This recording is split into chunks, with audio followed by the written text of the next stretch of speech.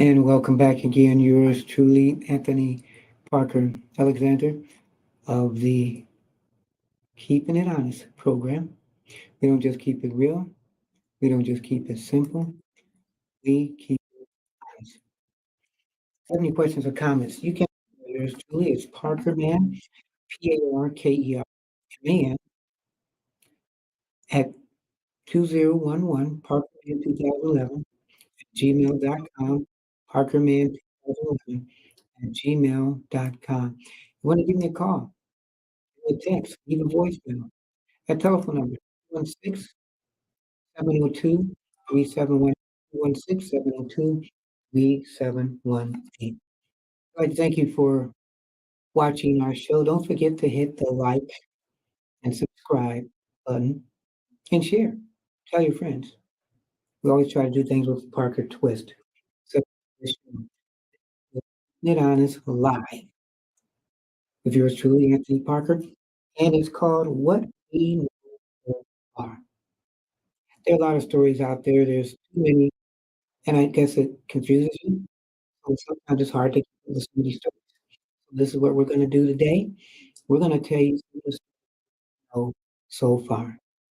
It's like election. It's like people running for office. We really don't know how many people are running. You may not know this, but I ran for Congress and I got to see the political parts of it. We're going to talk about that. Puff Daddy, P. Diddy. For the ones who are hip and cool, you know about this guy, very popular artist, been around for decades. He has this investigation going down, which is amazing. We're going to go into that. Are you a fan of this Fannie Willis, Trump, Wade situation? Are you tired of hearing about it? When is it going to go finish and when is it going to go to trial? And is Fannie going to be the one that tries Trump? Candace Owens, streaming. A lot of people liked her, a lot of people didn't, especially Jews.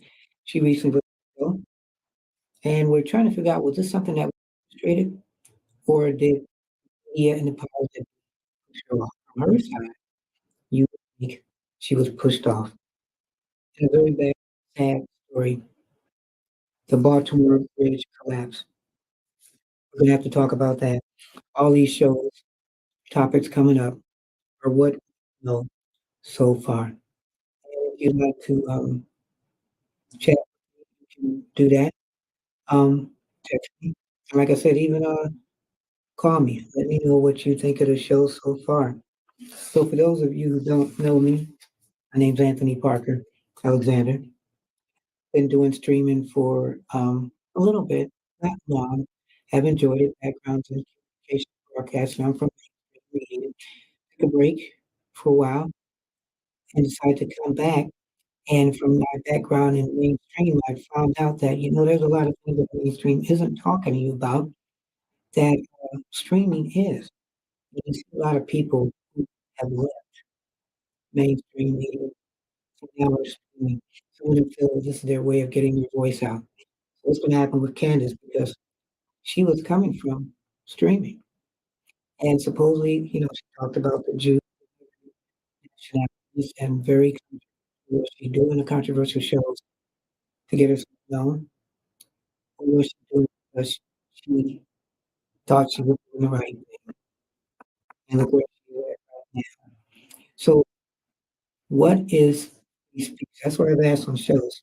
Is free speech the power to say anything that you want to say, and somebody else can say that same thing? Or something different? If you're saying something about the situation, and they say something about the situation, so let's say Black Lives Matter. We're going to do a show talking about being African American, why Black Lives Matter. Well, can you do a KKK show, Ku Klux Klans matter? If you want to tell, hey, why they matter to you? This is both sides of the story. Is free speech that, or should free speech be controlled? So some of the things that I've done since I've been doing this, to be honest, I try to do the left side, try to do the right side, and at the end, hopefully you decide. You may not like everything we talk about, but we do try to both sides of the story. Some of the shows that we've had some lighthearted shows. We've done, uh, interesting show, Tribute to Dads, because it seems like others aren't getting their due, so we decided to say, "Hey, you know what? If you could pick a dad from TV that you would have liked to have been your dad or similar to your dad, which one would you pick? Or if you are a dad, which one are you?" Got a lot of responses on that, so we go dads. We do political commentary, we talk about things sometimes that people don't talk about. Um, for instance, when they had the, riverboat fight and everybody's fighting, blacks and whites, throwing chairs, we decided to do it for Parker Twist, and we invited the chair on the shelf that gave the origin of the chair. We do things, you know, if you hear about the story and want more, um, we did a story with over 31 kids missing in Cleveland, Ohio, in a few weeks span, about a 3-week span. Where are the missing kids? So we decided to, kind of do an investigative story on that. Um, freedom of speech. We did a story about this newspaper that was raided by the FBI. You might have heard about this. They were raided. The FBI took all of their equipment, phones, technology, went to the owner's house and took their stuff. And because of this, the next day, the owner died. And the FBI said, you know what? We are giving you back your information that we took. I was able to interview the editor and it was the mom that died. And we talked about the rights of free speech. Very interesting. So we got a couple presidential candidates on our show, and we got to see their view. Some people may have liked it, some people may not have liked it, but they got to know the women pretty good. Um, we've had shows, workable shows that one of my favorite shows is a guy by the name of David Carroll, and a Dr. King story. He wrote one of the best books, won a Pulitzer Prize on his book about King. But he came out and he had written an article about President Obama, or not an article, a book about President Obama a few years back. And in that book, it had a section where Obama said he about men, and that was very controversial. So it came out that he wrote this book in paperback, and people were talking about these allegations that he had wrote about. He said these were allegations that were true. Obama's girlfriend at the time, and we talked about that a little bit. Um, but we talked about the legacy of Dr. King and how Dr. King was investigated by the FBI and some of the court affairs, I guess, that Dr. King was involved in. And you have, I always ask this, when you have somebody you either have as a hero or you idolize and you hear the stories about what they did, which are great, there are stories that might tarnish their image as the truth. You put it out there. We've had so many heroes that have probably disappointed us over the years. Dr. King, President Kennedy. People are talking about LeBron. People are talking about LeBron right now. This steroid issue. Mainstream media isn't talking about it, but streaming is, and we're going to delve into that at some point because there's a saying when the story conflicts, when the truth conflicts with the legend, you print the legend. But if you're a journalist in the media and you really take it seriously, how often do we keep stories to ourselves because we don't want to get it out there? Or some just saying, if you print that negative story about me, you won't have access to me. I've been told about it. Um, people have talked to me. Um, I've had other people journalistically who have said it was brought to them. So we try to talk about things in life. Sometimes it's uncomfortable um, we're printing the truth for people's different opinions. And, we're gonna go back to Taylor Swift. You know, one of her last shows she had before she was let go. She had a rabbi on her show, and he had wrote an article about her being a Jew hater, so she said, "I'm gonna invite this guy on my show, and we're gonna discuss it." So I get that. So she had the guy on the show, we discussed it, and, she kind of proved in some instances that he wasn't correct on the things that he said, but they were able to sit at the table and talk. And sometimes conversations are hard, especially when there's so many different opinions. But I give her credit on that. And we talked about that too. So what we do, like I said, we try to put things in a Parker twist, and we try about a lot of different things that are, you know, sometimes uncomfortable. So what we're doing now is we're pulling up stories, and we're pulling up stories a lot as we do this. But we're gonna talk about right now, the election's coming up, and I tell you what, somebody that's running for office, if you don't like who's in office, then either you run or you get somebody else to run. Make sure you get them out. So there's so many people. Well, of course, you've got Trump and you've got Biden.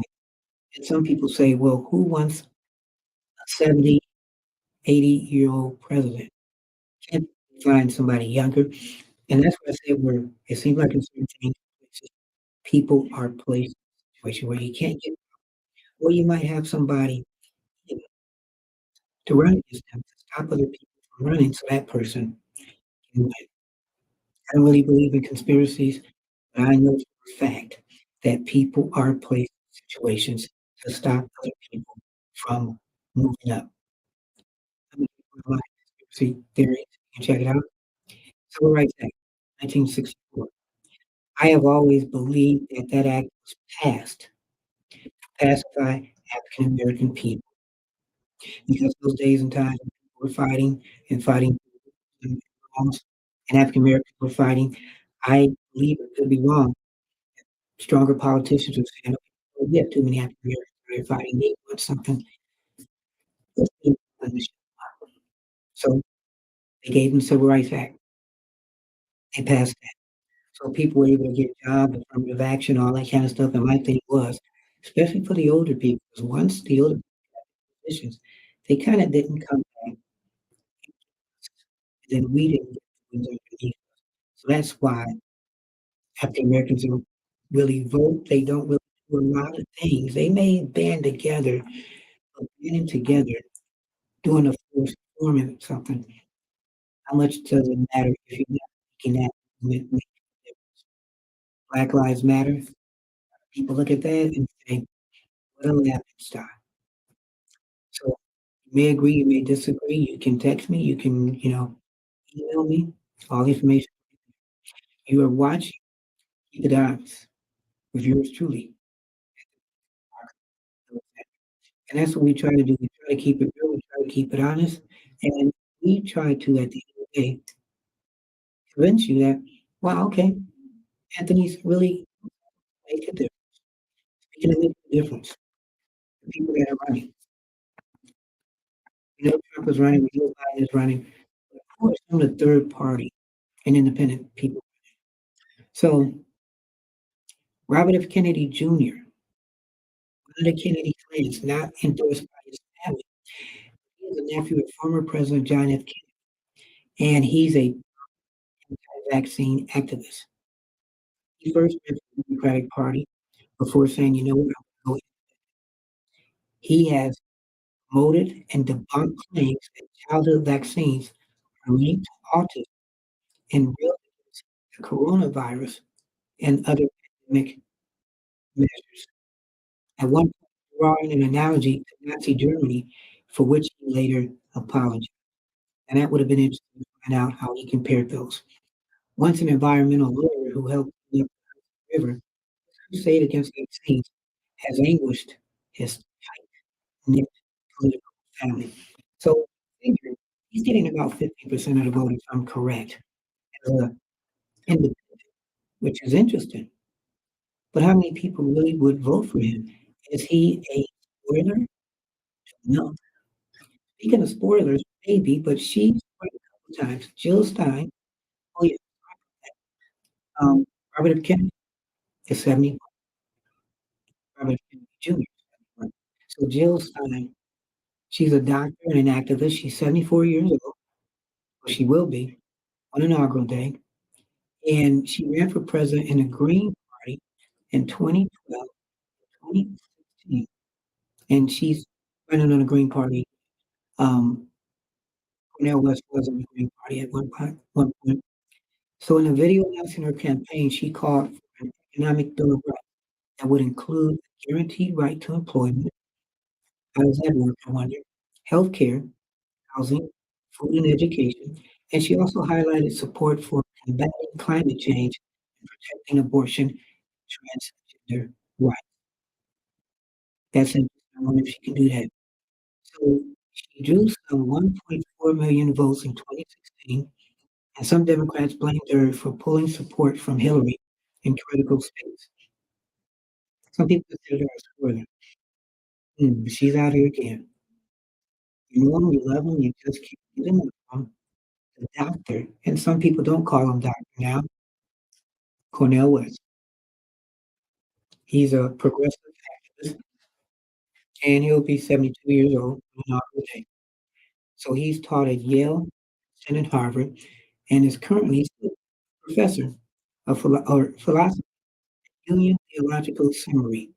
He's known for progressive activism, including his sharp criticism of former President Barack Obama.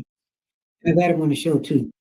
And he's one where he loves everybody, and I kinda had to, tell him, some of the people you love, they could care less for you.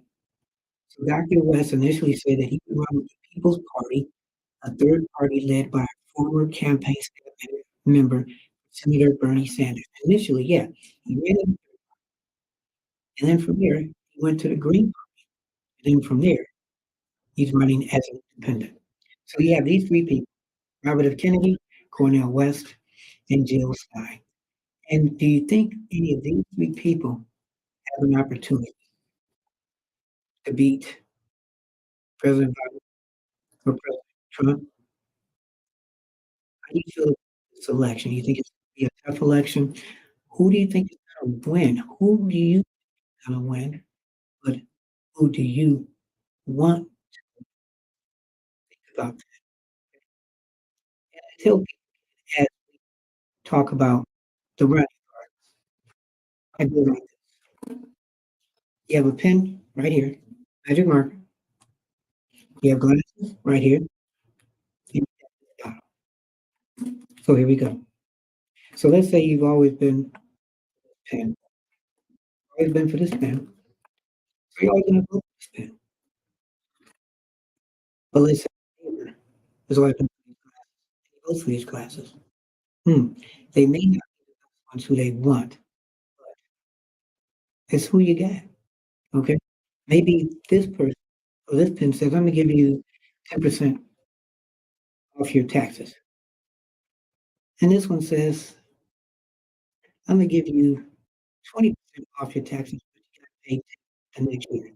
You're like, wow, I got savings this year, but not, but I've got savings for ever, at least 4 years. Which one do I pick? Do I want to get my savings now, or do I want to get my savings later? And then all of a sudden, boom, this person comes in, the Gatorade bottle. Wow, he's going to consistently give us 28% savings. Hmm, man, but he's a newbie. You've always had your established you vote for because they've been there, but you got a newbie, and you're like, wow, hmm, do I want to vote for this newbie because I like his ideas, but he's going to win against these two. That's the thing. This new who's independent, showing you things you've never seen. But do you want to take a chance and try to buck the system? Or maybe you won't even be able to get into the system. So at the end of the day, you vote. And that's kind of where we're at now. So independents and third parties, we're taking a chance. Who says taking a chance isn't bad? We taking a chance on Biden, we're taking a chance on Trump. It's an independent third party. Mhm. Or does the system say, "Well, you can't change it because it's more powerful than us. But this is the year to do something different." Then do it. Make change.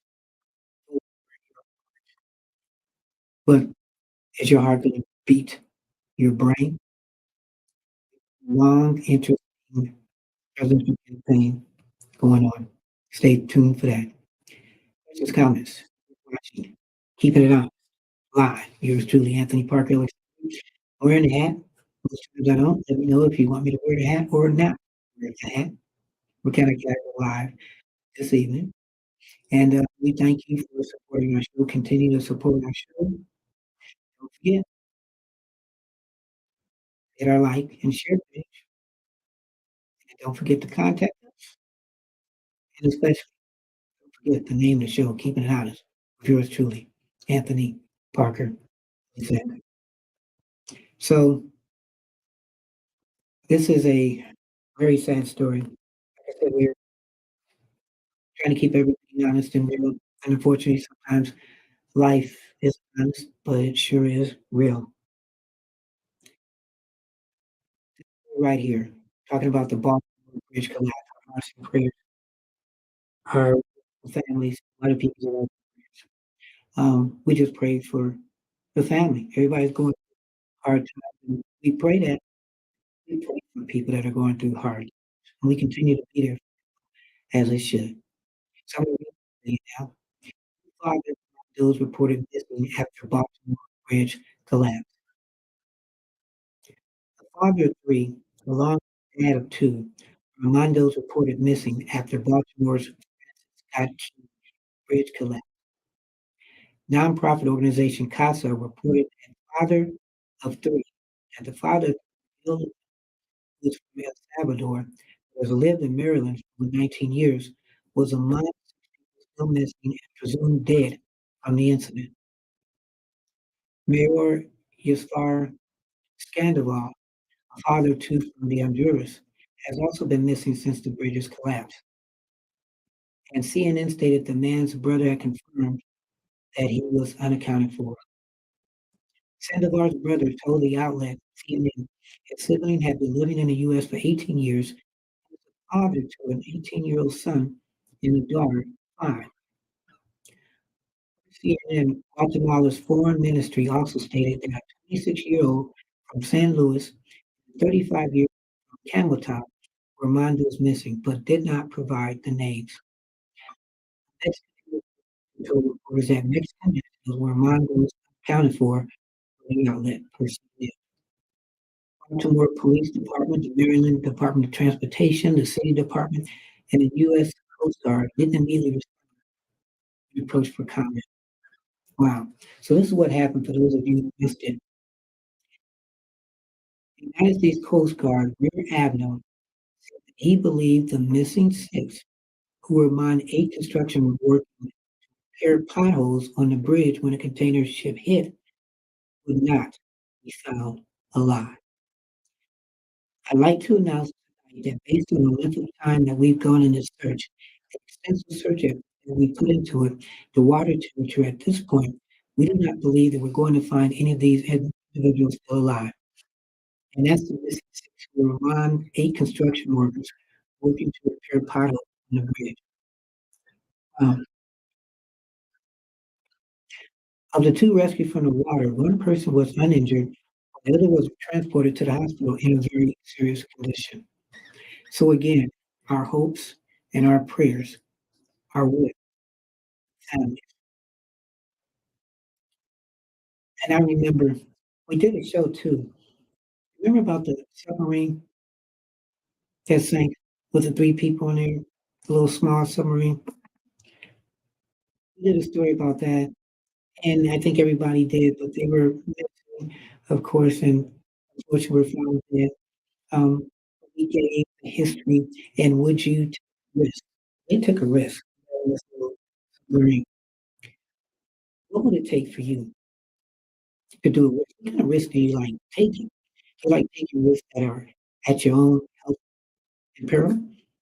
Or do you like taking little small risks? Kinda like the show factor. What are you scared of? What are you scared of? That somebody has to give you money. Mine is getting on an elevator,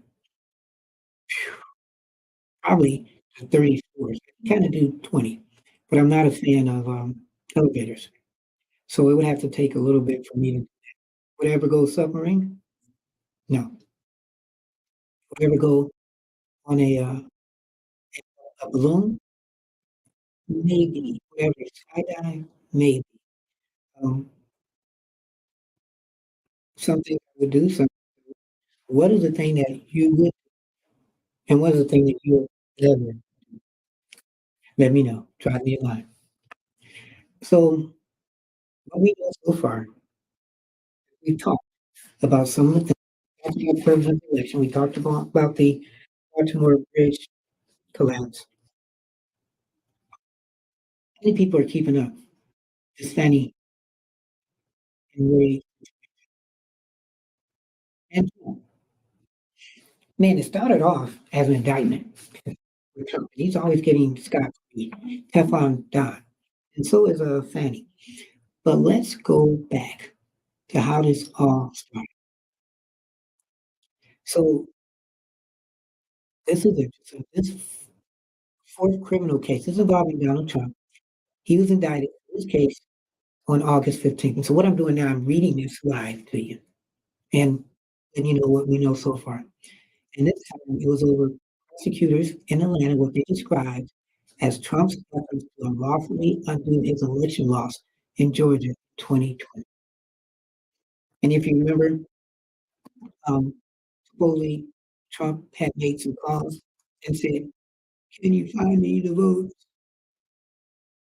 So people were wondering, those votes, when he called and was asking that, he calling because he wanted some votes found, maybe illegal, or he was saying, "Hey, I just need a number of votes. Can you see if you can go out there or whatever and find me some votes? Help me out." He wasn't doing it in a crazy way. So this indictment includes 13 charges against Trump, as well as charges against 18 of his allies. Trump was charged under Georgia's RICO Act. Prosecutors charged Trump and his allies under the state's Racketeering, Influenced, and Corrupt Organization Act, the RICO Act. And this allows them to link those crimes committed by different people by arguing that they were acting together for a common criminal goal. So out of 18 people, it's like, okay, you got one person looking for um, something for Trump, say votes. Then you're also looking for something for Trump and something else. And if you can combine that all these people are doing their different things for Trump, and you can charge all of them under this RICO. So at its heart, the statute requires prosecutors to prove the existence of an enterprise and a pattern of racketeering activity. That has something to do with Puff Diddy. We'll talk about that too. But these charges, they went far beyond Trump. So among the 18 Trump allies charged in the case of Rudy Giuliani, Mark Meadows, he's a former chief of staff. How far has Rudy Giuliani fallen? The mayor of New York with 11 could have ran for president, and now he's doing his thing, which is kind of crazy. Over the past couple of years, he's done this thing where you're like, man, is that the same person that ran for mayor and was mayor and could have ran for president? Wow, man, remember him. At one point, I think he was time and a year talking about Rudy Giuliani, and now he's doing charge for racketeering. Man. So as they continued, they started doing the case. And one of the guys, which I thought was really interesting, said, "You know what? I think that the people who are trying to get us should be thrown off the case, prosecutor, DA, because they had an affair and have an affair." And so, we started looking into that, hence the Fannie Willis and Nathan Wade trial. came to light. Now this is taking up everything as far as Donald Trump. So everything's been moving fast and a lot of things happened in the past month. So let's go over what we know so far for the Fannie Willis and Nathan Wade case. January 8th, 2024. Ashley Merchant, a lawyer for one of the defendants in the Georgia election interference case, and now already famous, charges in a court filing that Fannie T. Willis, the Fulton County District DA, she engaged in a relationship with Nathan J. Wade, a lawyer she hired to help manage the prosecution. January 14th. We know all about this one. At a church service in Atlanta dedicated to the Reverend Dr. Martin Luther King Jr., as well as racism is a factor in the scrutiny hiring of Mr. Wade. She describes Mr. Wade's credentials as impeccable and says they're being questioned only because he is black. Remember, he was getting money than the other associates, so it wasn't a black and white thing. Plus, she did it at a church, which was throwing politics into religion, which shouldn't be done. February 2nd, Ms. Willis, Ms. Willis acknowledges in the court filing a personal relationship with Mr. Wade, but denounces the allegations of a conflict of interest as fantastical theories and rank speculation. And she argues there is no reason to disqualify her over office from prosecuting the case. Yes, and neither of them really benefit from the relationship. An affidavit from Mr. Wade asserts that a romantic relationship started only after he was hired.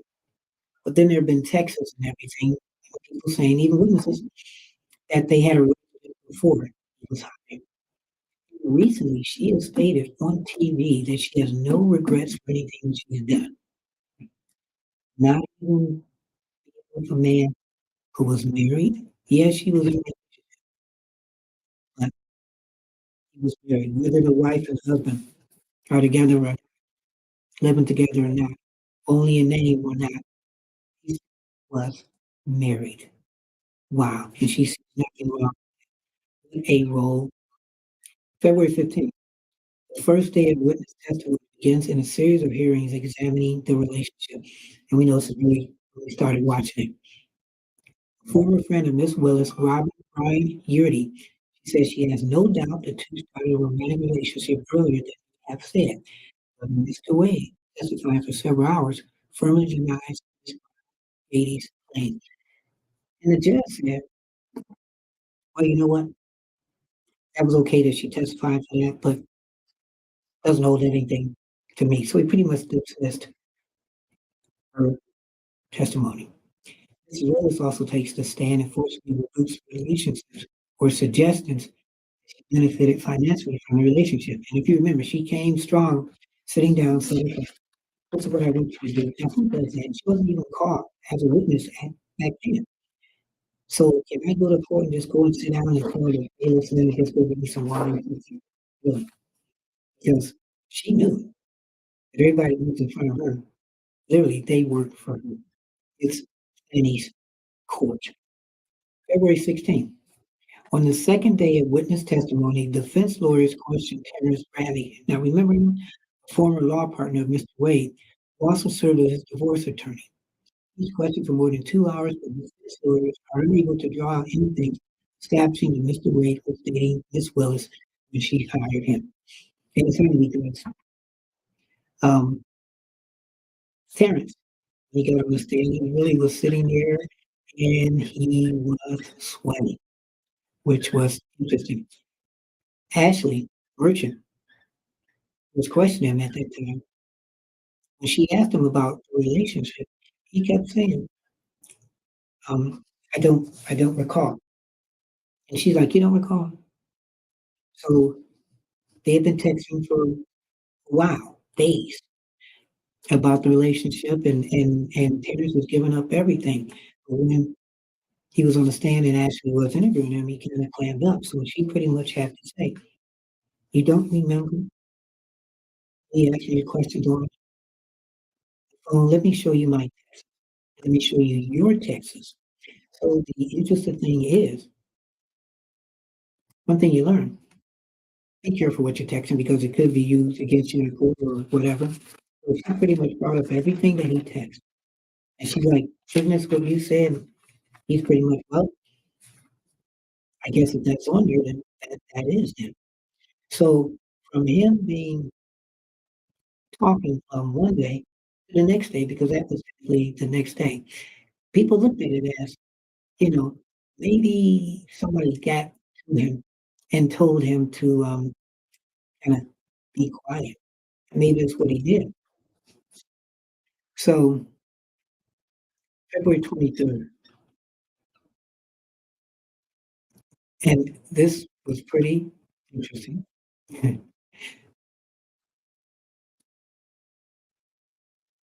People were asking, "Well, Terrence, it just seems like you're making things up. You just look so obvious. You're sweating." So the 23rd, in the court filing, lawyers for former President Donald Trump presented an affidavit describing phone records that they say showed about 12,000 calls and text messages between Miss Willis and Mr. Wade in the first 11 months of 2021.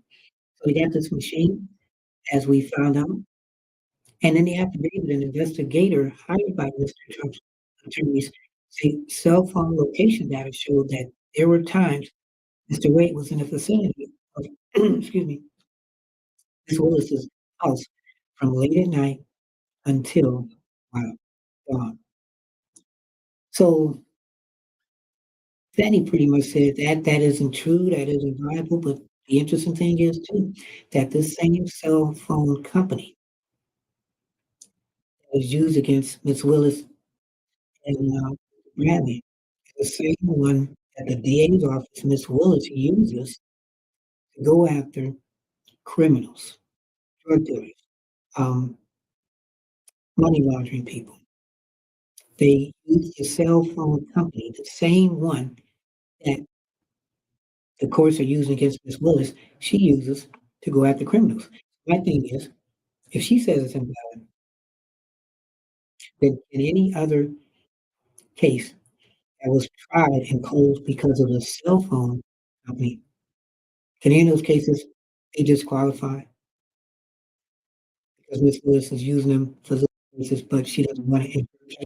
And what she could have did too, she could have used it for herself and Mr. Wade said, "Okay, here, look at these records. You can tell that he wasn't nowhere around and we didn't have all these messages and calls." So she could have did that. It's in her disposal to use it. So why didn't she use it? Makes you think. So in a separate filing, Ms. Willis's office rebutted the Trump's handles of the data, saying the records do not prove that Special Prosecutor Wade was ever at any particular location or address. Again, my question is, when you use that same criminals in jail, why can't that same phone company be used on you? February 29th, hundreds of text messages obtained by the New York Times show that Mr. Bradley helped Miss Merchant, the defense attorney, to expose the relationship between the two prosecutors. The messages counter the impression he left on the witness stand that he had known next to nothing about the romance. Look at here. Ashley, okay, she used it.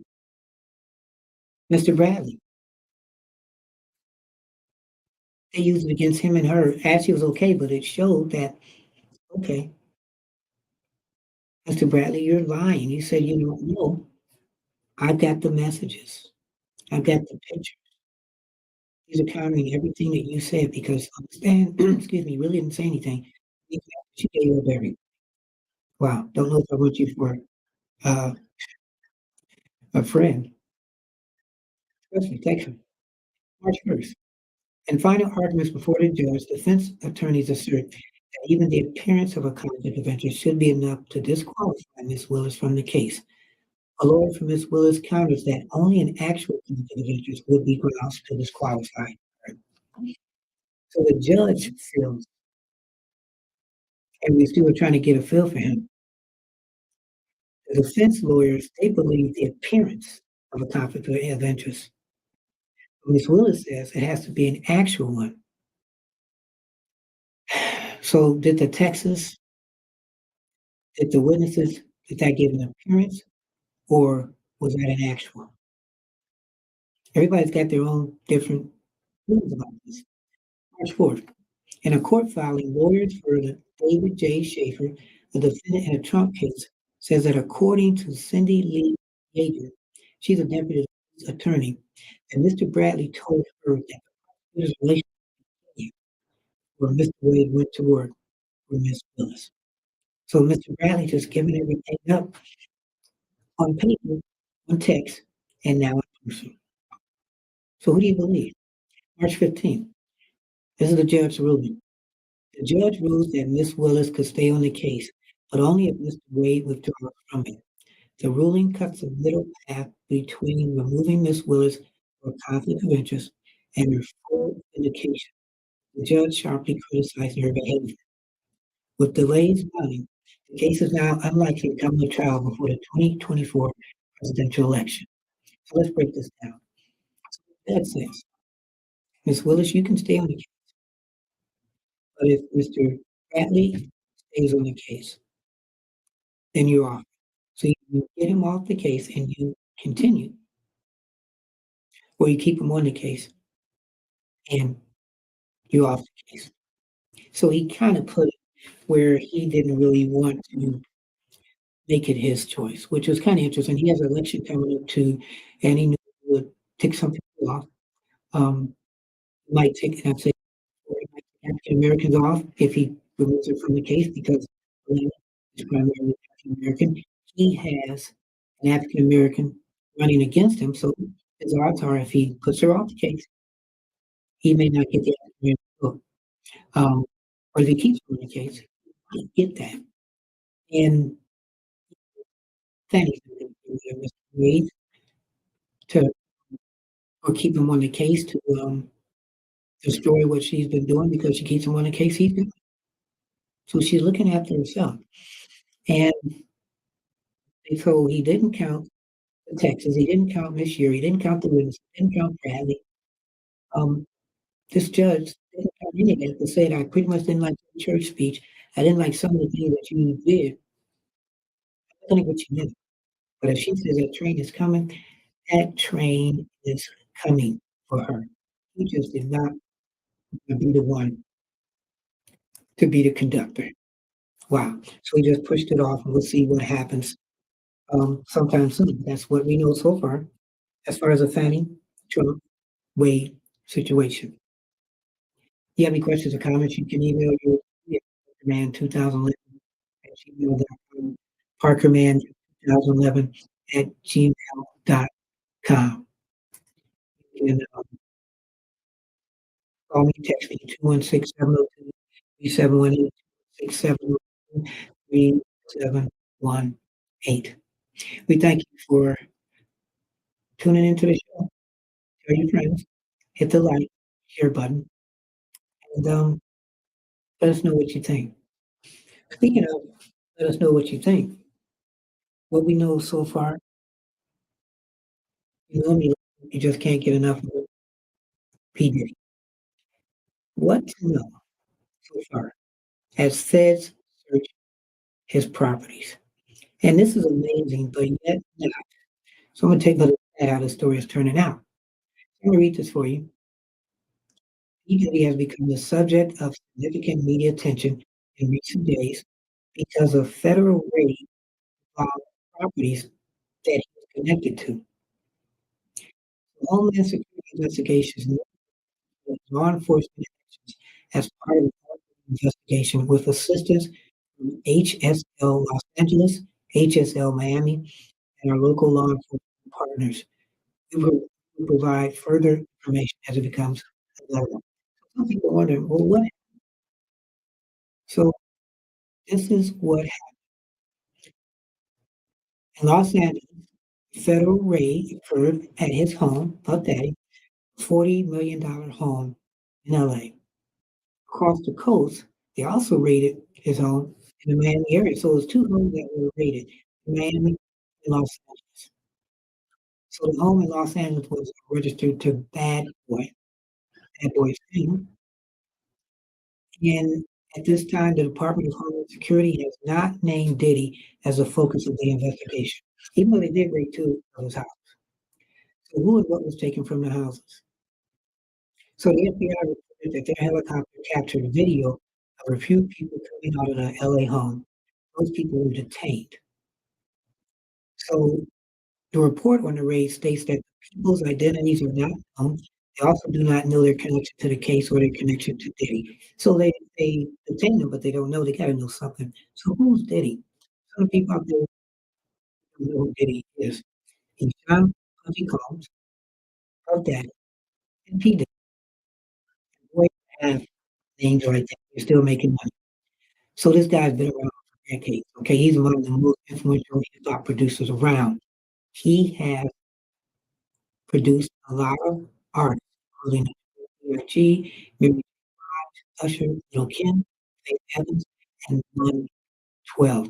He's a three-time Grammy winner, and he has influenced a lot of people. The guy with the dark sunglasses also had a clothing line called Shine, and a reality show called Making a Band TV.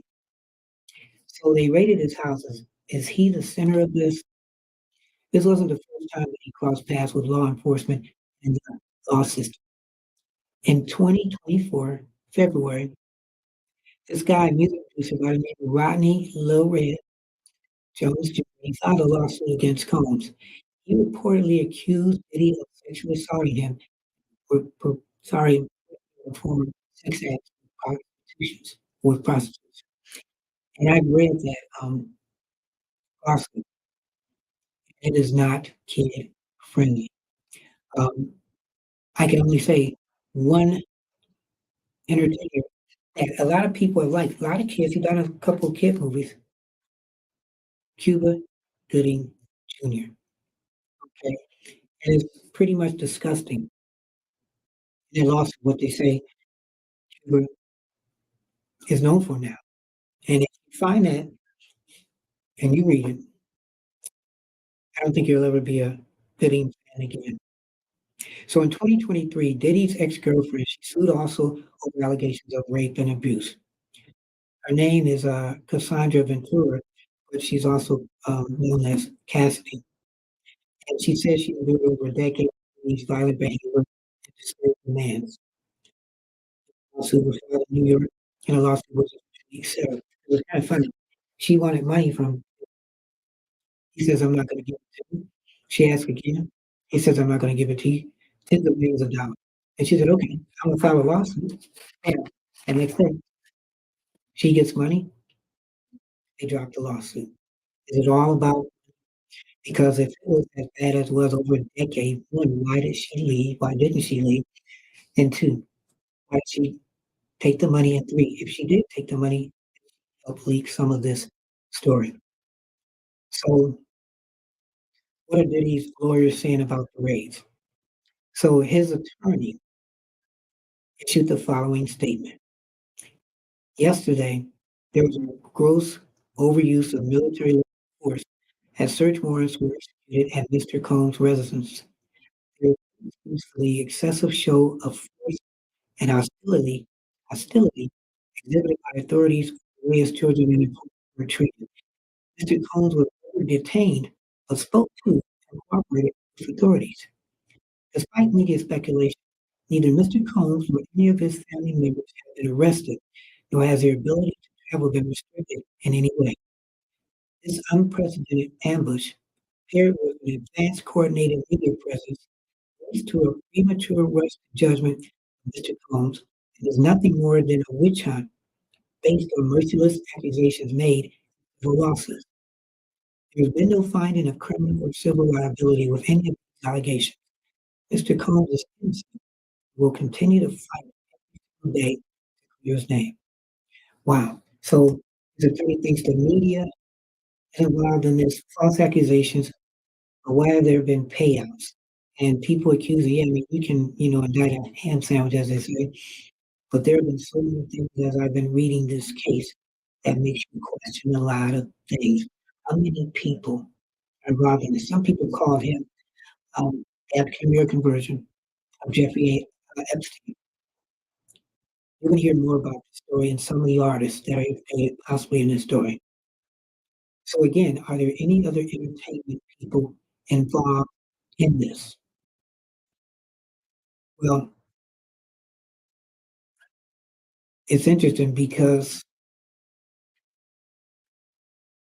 many people have been involved with these kind of things that have gone to jail. Harvey Weinstein with the, you know, sexual conduct allegations on his land, and the guy from that '70s show, Danny Masterson, he's serving prison time and rape convictions. Wow. Oh, yeah, let's not forget R. Kelly. He's serving prison time for sexually abusing, young girls. Um, Southern women have accused Russell Simmons, um, 2 women have sued singer Steve Tyler. Wow. All of them have, denied allegations. One lawsuit against Tyler has been dismissed, and he is contesting the other. Wow. So that really makes you think, "Man, what do we do when we have heroes? We have battles." You think about this, man, some of these people, and I was telling somebody, and it's interesting, some of these rappers are, from the '80s, '90s, are being accused now of, allegations, and it's interesting because they are allowed to come out, and we wonder why so many people from the '90s, why are they being accused of, rape and sexual harassment and allegations? Well, if I'm correct, there was this, like, it's a certain time that you could go to court, if I'm getting this right, and go to court if something had happened to you in the '80s, the time limit was about to end. So if anything happened to you in the '80s and you had to, by a certain time, go to court and see about, you know, putting together an indictment and everything. And it's so weird because once that term was expired, that's when we saw all of these people saying it was sexually harassed or raped because you wonder, well, why did you come in 30 years later? Some people say they're scared, um, because no matter what, they were scared that they would get harmed if they, say something. So what makes you fully say something? You think what I just read is just the start of this, okay? We've got a lot more going on, this Puff Daddy thing. We're gonna go back decades, and we're gonna find out if he had anything to do with these murders, um, with, man, Tupac, with Biggie, and the guy that was arrested for the killing of, Tupac has said, um, P. Diddy offered him $1,000,000 to kill Tupac. And to this day, he says that he never got paid. But I remember back then, hip hop rap was really popular but dangerous. You had Diddy, you had, Tupac, you had Biggie, you had Suge, you had, Snoop Dogg, and when things happened back I was, working for a, radio station, kinda like a hip hop radio station, and, when Tupac passed away, got killed, and then Biggie got killed, the last one who was at been to was, and it was funny because people were saying, "Well, Snoop might be next." But Snoop seriously disappeared for a while. You didn't hear anything from him. Who knows? Maybe he was scared, maybe he knew he was next. And then, he comes back and he is still alive. But there were always allegations of, Puff Daddy. And then if you remember years ago, Puff Daddy with, J-Lo. And, they got in trouble when she had a gun or got caught with a gun and she was with Puff Daddy. And there were allegations of stuff with Puff Daddy did. And after that, people say maybe a couple more years later, that, she broke up with him. But are people talking about J.Lo? Maybe J.Lo knows some kind of connection because she was in from the block. It was the block back then. Um, there's gotta be people that know, and if Puff Daddy is doing sexual things, allegations of rappers, we know in Cuba, um, RICO case, they're going into the houses. Um, are there stories told? Did he do something and somebody said, "You know what? He thinks he has power. We're gonna show him." As far as people being placed in positions. Politically, there are people placed in positions. Politically, there are people placed in positions where they don't have a chance.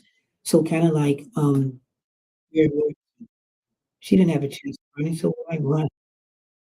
Or even me. I ran because you just never know. I didn't run for Congress. I ran because I wanted to show, wow, if you don't like who's in office, either you run or you get somebody else to run and take them out of office. I ran because I'm a common person. I ran and people I run against, um, they got in office and, one that I ran against was Max Miller, who's now, and it was 4 of us that ran. I placed 4th. I was, 5% from placing 3rd and 8% from placing 2nd after Max Miller. And to this day, some people like him, some people don't, politicians, but a lot of people have told me, "Well, we don't hear from him." And I'm one at one point you were running. You were your service maybe going door to door. You wanted people to put you in, and you didn't. So do your job, okay? If people need you, be there, not just because it's election day or if it's a favor for you, and, because you have the love for what you do. And as we talked about freedom of the press, and to someone else again, she may have loved what she did. Maybe she needed, um, to be shaken up a little bit, to be thrown back, to be humbled. Maybe she thought she could do so much that she couldn't, and she got let go. Or maybe that's something that she wanted to do. I wanna do bigger platform. I wanna do my own platform. So I'm gonna do this. They can fire me, excuse me, give me money, and, I'll be able to do my own thing. So when it's people like that, like politicians, broadcasters, politicians, and pastors, all you have to do is give them and make them believe that you believe in what they believe, and then they'll support you. Okay? Donald Trump, Barack Obama, some pastors, and even entertainers. But all you gotta do is give people hope and have them think that you're there for them, and they'll be there for you. And then sometimes your ego goes so much that you move on. But the best way for people to really believe in you consistently is be who you are. Keep it simple, keep it real, and keep it honest. So that's what you've been watching today and what we know so far. As we talk to you about presidential candidates, P. Diddy, Trump and Wade, and its owns, and the Baltimore Bridge tragedy. You can contact me, parkerman2011 at gmail.com, parkerman2011 at gmail.com. Telephone number 216-702-3718, 216-702-3718. Like and share button. Give me stories you want me to do. Let me know the stories like to put in my Parker list. I'm Anthony Parker Alexander. Keep it up, always believe in yourself, and therein will lie your answer. We keep it simple, we keep it real. We, honest. God